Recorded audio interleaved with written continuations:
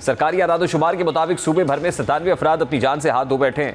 45 लाख से ज्यादा लोग मुतासर हुए हैं और 4500 से ज्यादा देहात पानी में डूब गए हैं।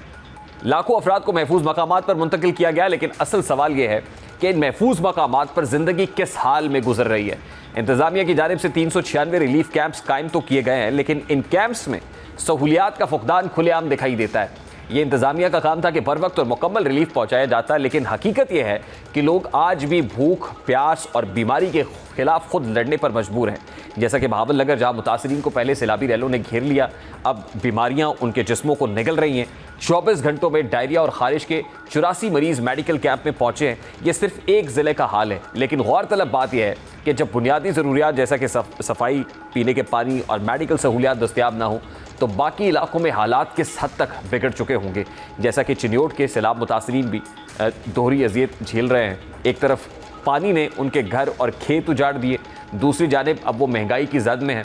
जानवरों के चारे की कीमतें आसमान से बातें कर रही हैं। वो किसान जिन्होंने अपनी ज़मीनों पर खून पसीना बहाया, आज अपने मवेशियों को चारा देने से भी कासिर हैं। इसी तरह जलालपुर पीरवाला की सूरत हाल इंतजामिया की कारकर्दगी पर सबसे बड़ा सवालिया निशान है।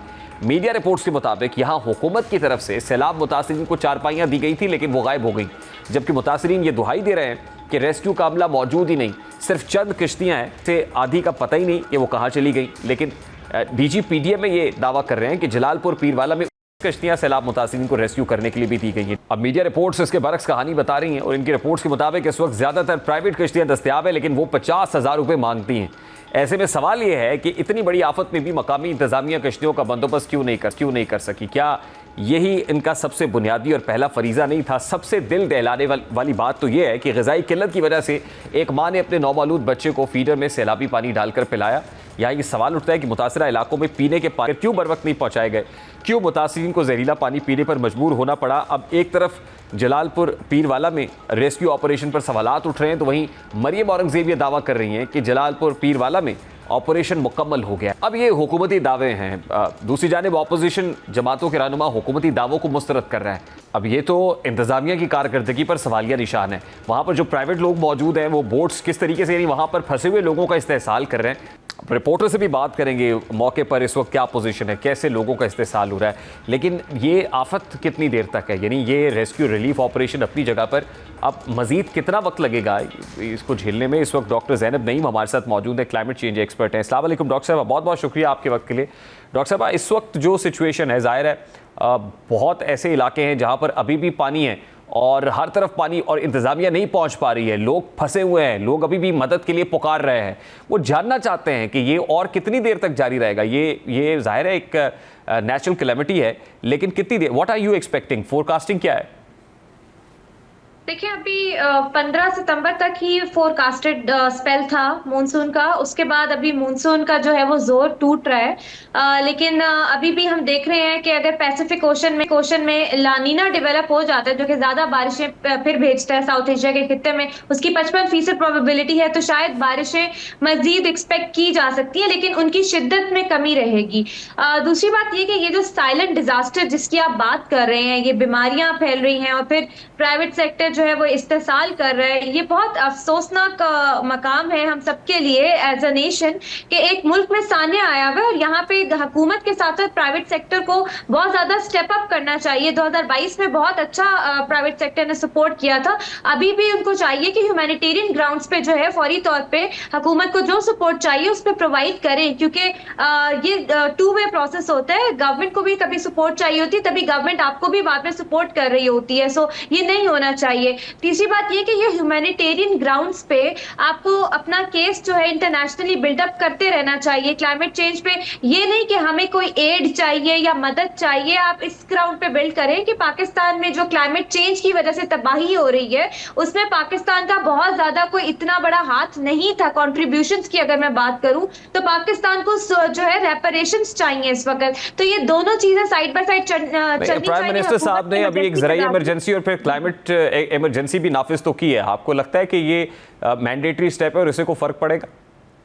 देखिए काश ये मानसून के स्पेल से पहले हो जाती, लेकिन अभी भी हो गई है, देर आए दुरुस्त आए वाली बात ही मैं कहूंगी। अगले मानसून स्पेल से पहले पहले इसका हो जाना बहुत अच्छी बात है, लेकिन इसमें अब हमें ये देखना है कि हमें किस चीज को प्रायोरिटाइज करना है यहाँ पे।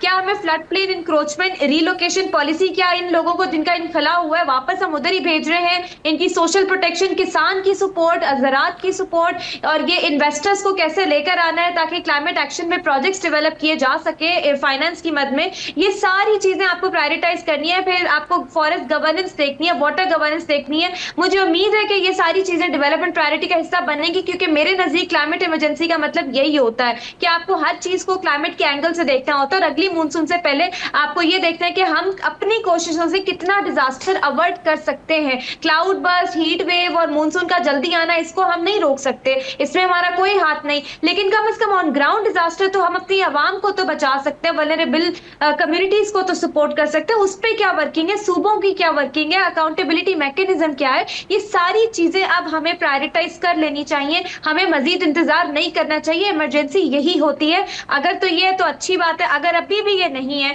तो हमें तैयार रहना चाहिए अगले साल की मानसून जिसमें कुछ महीने रह गए हैं कि इससे बड़ा डिजास्टर हो सकता है। अच्छा, यहाँ पे दो सवाल हैं। जिस फस और क्योस के अंदर अब ऑलरेडी है, how to get away with this and how long will it take, और फिर जाहिर है जिस क्लाइमेट इमरजेंसी की बात हुई और जिन नेसेसरी मेजर्स की बात आप कर रही हैं, कितना वक्त लगेगा, यानी वो अगले मॉनसून से पहले पहले हमारी प्रेपरेशंस अगर होनी है तो किन बुनियादों पे, किन ग्राउंड्स पे, और क्या इतनी मौसर हो सकती है कि अब अगले मॉनसून में इसको अवॉइड कर सकें?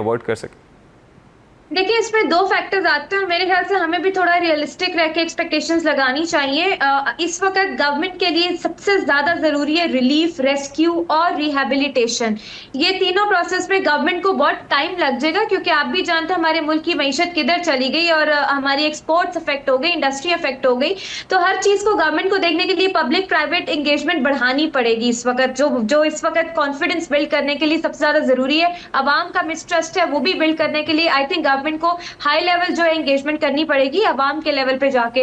दूसरी बात ये कि इसको टाइम लगेगा, क्योंकि आपको पता है अभी सिंध में भी पानी के रेले मुकम्मल तौर पर नहीं पहुंचे, वहां पे भी कीचड़ साइड पे स्पेल्स मौजूद है। 15 सितंबर तक हम सिचुएशन को असेस कर रहे हैं, तो पानी उतरते टाइम लगेगा। जाहिर है फिर जब पानी उतर जाएगा तो उसके बाद आपके अगले मानसून आने में कोई चंद ही महीने बाकी रह जाएंगे। तो आप ये नहीं एक्सपेक्ट करें कि हम इसको जो है 30% 40% जो है मैनेज कर पाएंगे, बहुत मुश्किल है। हाँ, लेकिन आने वाले चंद सालों में अगर हम आज कोई स्टेप्स लेते हैं तो आने वाले 2-3 सालों में हम बेहतरी की तरफ जा सकते हैं। अगले साल का अभी कुछ कहा नहीं जा सकता कि क्या सिचुएशन होती है। ठीक है डॉक्टर साहब, बहुत बहुत शुक्रिया आपके वक्त के। Doctor Zainab Naeem climate change expert मौजूद थी, और जाहिर है अब इट विल टेक टाइम। अभी तो रेस्क्यू रिलीफ ऑपरेशन है, बहाली का ऑपरेशन जारी है, और फिर जाहिर है जो डिजीज़ आउटब्रेक है वो भी एक बहुत बड़ा प्रॉब्लम है। लोगों को रिहैबिलिटेशन उनकी एक बहुत बड़ा एक इशू, एक बहुत बड़ा चैलेंज है।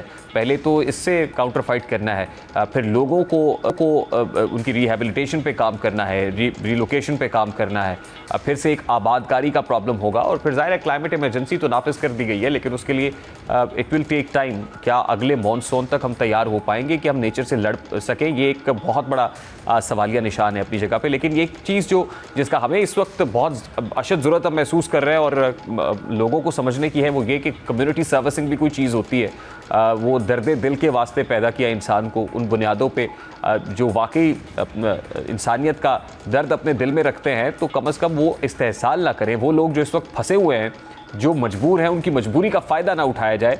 वो ऐसा माफिया जो वहाँ पे ना तो लोगों को चारपाइयाँ दी जाती हैं, वो उठा के ले जाता है, कैंप्स वहाँ पे मैसर नहीं आ रहे, वहाँ पे चोरियों की ऐसी वारदातें रिपोर्ट हो रही हैं, लोगों का सामान, लोगों की जान माल महफूज नज़र नहीं आ रहा है, इज़्ज़तें महफूज नज़र नहीं आ रही हैं। ऐसे भी इंसिडेंट्स देखने को मिले हैं जो दिल दहला देने वाले हैं।